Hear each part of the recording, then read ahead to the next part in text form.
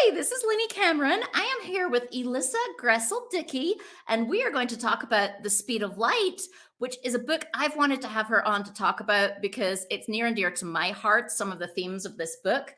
But also, I'm hoping I can convince her to talk about the new book that's coming in June as well. I didn't necessarily prepare her for that, so hopefully she's going to be ready for that. But Elissa, thank you so much for joining me today. Thank you so much for having me. I'm really honored to be on here. Seriously, I wasn't sure just because my book is coming up on a year old, which I'm excited to celebrate the first year anniversary of The Speed of Light. But again, thank you. I really appreciate it. And where are you joining me from? I am joining you from sunny South Dakota. The joke being that, of course, it's winter here, and so it's usually very cold. Although we have had it hit 50 degrees this week, so that's pretty good. That's pretty good. Yeah. So let's start by telling people about The Speed of Light. If they Yes. haven't been lucky enough to read it yet, I am reading it right now. I Oh, adore thank this you. book. It's great. I'm about Thank halfway you. through and I'm really like in love with your main character. She's like resilient and she's dealing with a lot. And tell Thank people you. more about the book because they may Yes, not yet thank have you. heard of it. Awesome.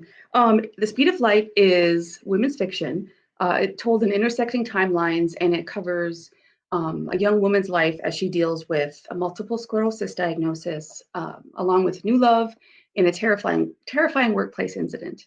So essentially, we get in the present. It starts with this incident at work, and then flashes back to the previous year where she was being diagnosed and dealing with that while meeting the love of her life. And so the timelines keep going. It's a very emotional story, and then in the end, they intersect. And of course, I won't give that away, but Yeah, no spoilers, no spoilers. yeah. So I love like part of why I wanted to have you on is I love the fact that you wrote a character with MS and she's a heroine. She's dealing with this, but she's not falling into actually the heroine trope is one of the tropes, right? And in the Right, disability world is this right, idea that anyone who lives with a chronic condition is a heroine just by getting up in the morning. And I right. kind of felt her though, because she's dealing with all of this, right? But to me, I haven't seen that many books in women's fiction world where the lead character is leading her life, moving forward, and in this case is dealing with MS. Like, tell me more about writing that and where it came from. Sure.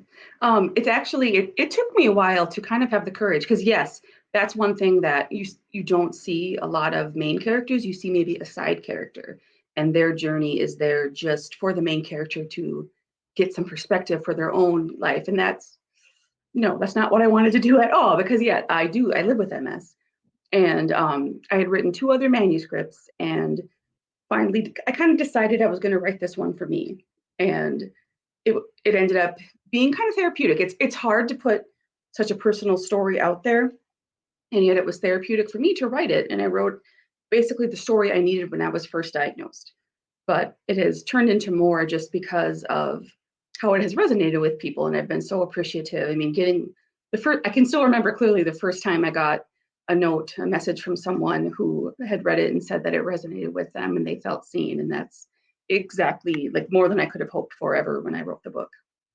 It really feels authentic to me. Like, I also live with a chronic condition and a different one. I have Crohn's, but it really felt authentic in that it wasn't all of who she is. It's something Yes, she's dealing with that's happening to her that is scary because you don't understand all the things that are happening with your body and it's right, getting in the way of everything you want to be doing in life.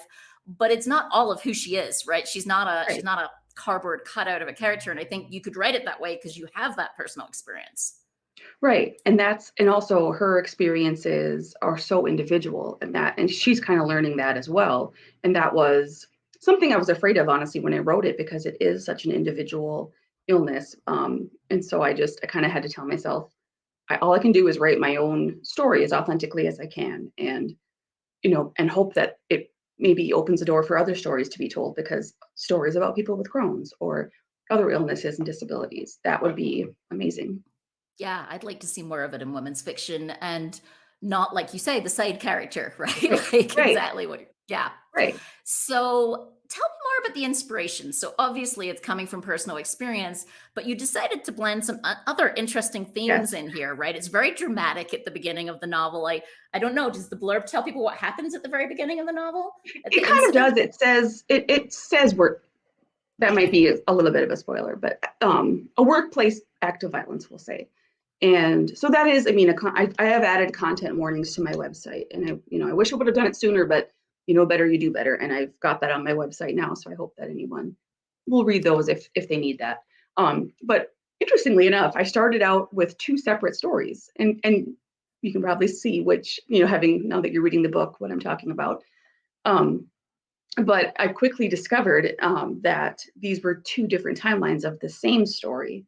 And the idea for the act of violence at work comes from I work at a university, and I've had to go through a lot of training, how I think a lot of people in education have. And it's very jarring, and it's a scary thing to think about and to go through. And it's real life. And so I got these two separate story ideas that ended up being two parts, like I said, of the same story.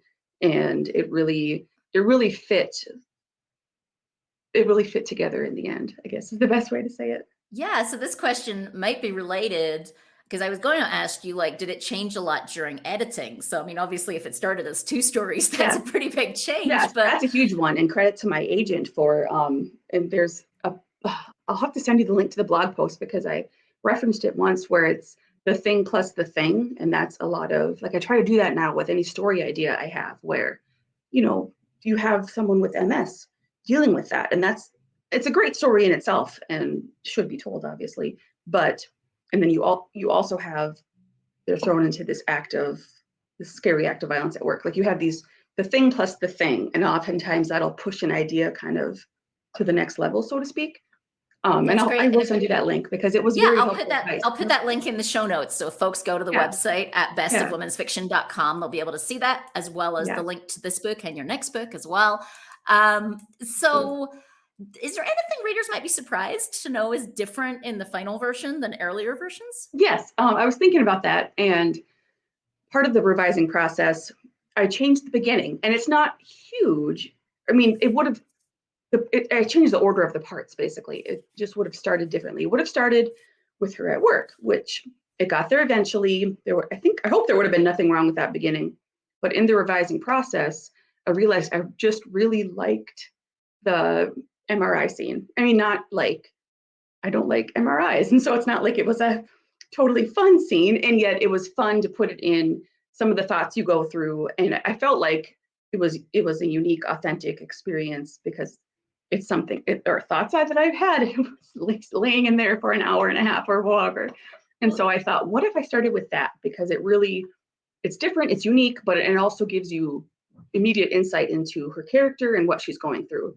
And so I think it really helped as far as character I development. agree, and it did a great job of setting a tone for the book Yes, because, like yeah, you say, it got you inside her head, right? Because what else can you do when you're in an MRI right, machine and you're not allowed to move but be right, inside your exactly. own head? Yeah, it's But it loud also and got some of her sarcasm, some of her resiliency. yeah, Like you really got to know her as a character because she's dealing with this experience, which is being inside the MRI right, machine. I thought right. it was actually an inspired way to start the book that got you Oh, right thank into the you, character's head. I thought it worked really thank well. you, thank you. And I will. It's like I keep learning things where I think remember that next time where I'm like I'm starting the book here, but if there's this one part that I keep coming back to, I'm like, wow, I really like that part. And then think about maybe that's where my book should start. And they say that. I mean, a lot. I remember back when you're querying where it's like quite often you start your book, but 50 pages in is where it gets going. Well, why aren't you starting there then? And so, Right. you just got to continue to learn and to keep trying new things as you're writing, I guess. Well, if you'll allow me, I'm actually going to read a review because I think this is a lovely review that Okay. captures your book really well, Thank you. and I it's just had from like, sorry, no, I'm it's a so good trying one. to avoid reviews because It's they're an not. endorsement. No, it's another author. Don't worry. It's Susie Krauss, the author of Oh, Valencia and Valentine, Susie is and amazing. yes, and I just thought.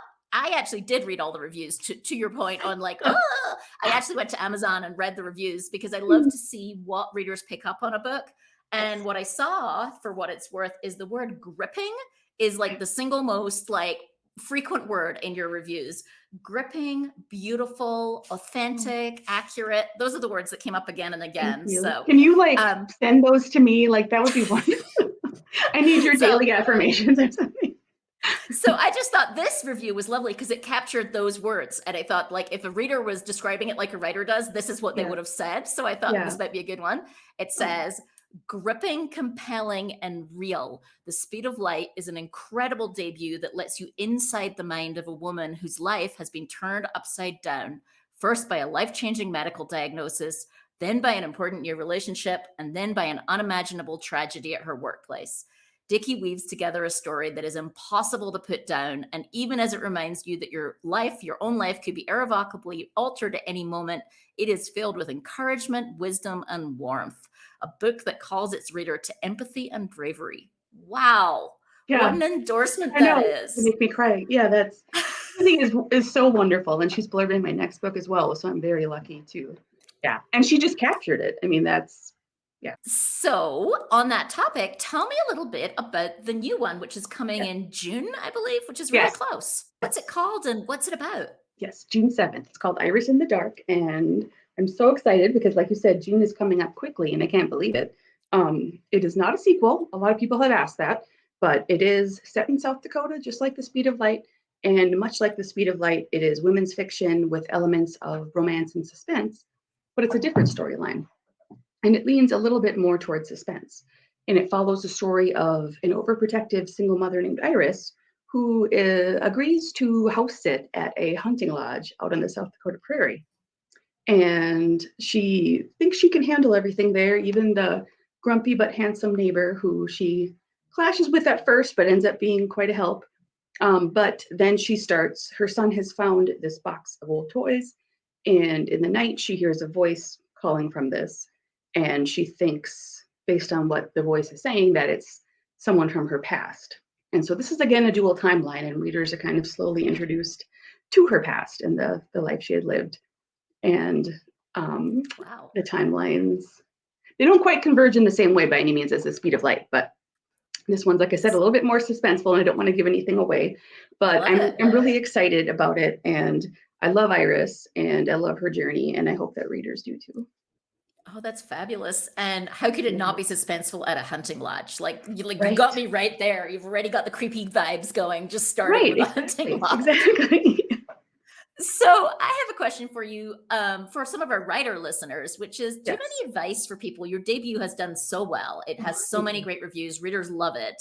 Do you have Mm, any advice for folks who are, I don't know, maybe want to write a similar book, or they're, yeah, a few years away and they're trying to work out where to focus their energy? Like, what do you advise right. other writers? Yeah, I thought about that too, and there's so many things. I feel like so much advice out there and so many things I could say. But the one thing I keep coming back to, and I hope it doesn't sound too self-helpy, but is you have to give yourself permission to take your dreams seriously. And again, I feel like that's super self-helpy, but there was a definite shift for me when I did, because there was no one holding me back but me. We're moms, we're working, you're so busy, life gets in the way, and there's a lot of reasons that you shouldn't pursue this in your own, at least this is how I felt. There's guilt and there's everything.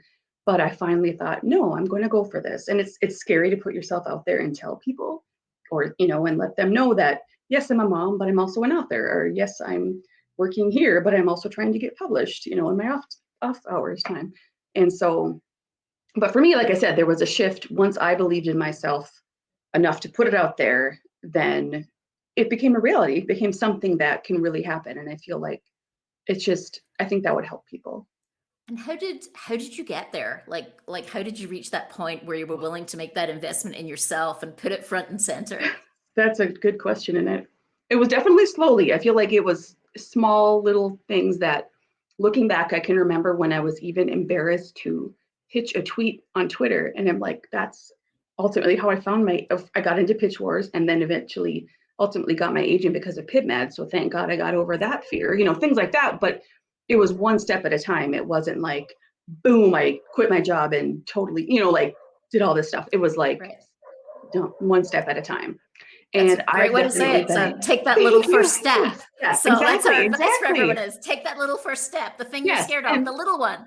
exactly. And it'll lead to the bigger ones. And, the bigger ones won't seem so big once you've done the little one. I But love I've that. also been very, very blessed with people that have supported me. Like every time I've been afraid to say it, or someone would laugh at me or something, everyone's been so nice. And my husband is just so supportive. And my kids, like when I started, my kids are, been at this for a while. When I first signed with my agent, I think my youngest was 4, and now my youngest is turning 10 soon. And so they've gotten to see this progression. And there is the guilt, and there is the, it gets easier as they get older, definitely, as far as getting some writing time. But they also get to see, mom pursue this dream and persevere through rejection and make it happen. And I hope that resonates with them, and that affects their following their dreams. Right. So one of my favorite questions, and I know you're going to have some good recommendations for me. Yeah, Any good book recommendations? Anything you could absolutely. recommend to our listeners? Definitely. Okay. First, I'm going to start with the book, the first book I read in the pandemic, and I think it has become my comfort book. And one of the first books that I have read with great chronic illness rep, and that is Get a Life, Chloe Brown. I'm sure a lot of people have read it, Talia Hibbert, but it's just a phenomenal story. Like, it's just wonderful. I can't say enough good things about it. But yes, it was like the perfect combination of a great book at a time when I needed to read a great love story, comforting love story, plus this wonderful chronic illness rep when I was writing a book with chronic illness rep. But yeah, I can't say enough good things about that. But the next one too, I was lucky enough to read an early copy of The Darkest Web, which is coming out soon. It is Kristen Wright, Allison Barton series, and I was lucky enough to blurb it. I was so honored to be asked to blurb it. Fantastic. And you don't have to have read the first one. That's what's really good, and I feel like the mark of a wonderful writer is you don't have to have read the first one to follow this along. And the characters are so compelling, and it's so page turning. It's like a kind of a courtroom drama, and I can see this being like a long-standing series because by the end I'm like, okay, well, what's the next case going to be? And it's just exciting. And finally, I feel like I'm just super enthusiastic, but I've been so lucky to read such great books recently. But I'm right now reading Parting the Veil, and talk about gorgeous covers. I don't know if you can see that, Ooh, but that's got a by gorgeous Paulette cover. Kennedy, isn't it? And the writing matches, the story matches. It's just so beautiful. Her writing, you just want to savor it. It's just beautiful. And it's a gothic romance. It's set in historical England, and it's about a young woman who has inherited a home, and so she takes a ship over, and the home happens to be next to this mysterious manor with a mysterious man that lives there, but it might be haunted as well. So it's like this spooky, swoony book, and I'm loving it so much. So Wow. everyone should read all of those books, really. So my last question for you Yeah. is, if folks want to keep up to date and they want to see what's going on with your new book and just keep up on your news, where do you hang out on social media? Is there anywhere you particularly like to be? I feel like I'm kind of all over the place. I've honestly started. I'm trying at TikTok. I'm doing the best I can there. I'm not the best, but I'm at Elissa Dickey there, as well as Twitter, which is another one that I would say I'm on maybe the most. And all of them have links too, because I'm also on Facebook and Instagram. And I feel like once you find one of them, I'll have my link tree where you can get to the rest and to my website and stuff. Because I need to Great. get better at like coordinating all my handles, I think. But Great. Well, I will put the links to your social media thank you. and the links to the books that you referenced, and of course to your 2 books on the show notes on the website. So folks can find that at bestofwomensfiction.com. And I'm so excited you agreed to join me. So Thank thank you you so very much. much. I appreciate it so much. I'm so grateful. And thank you so much for having me. Take care. You too.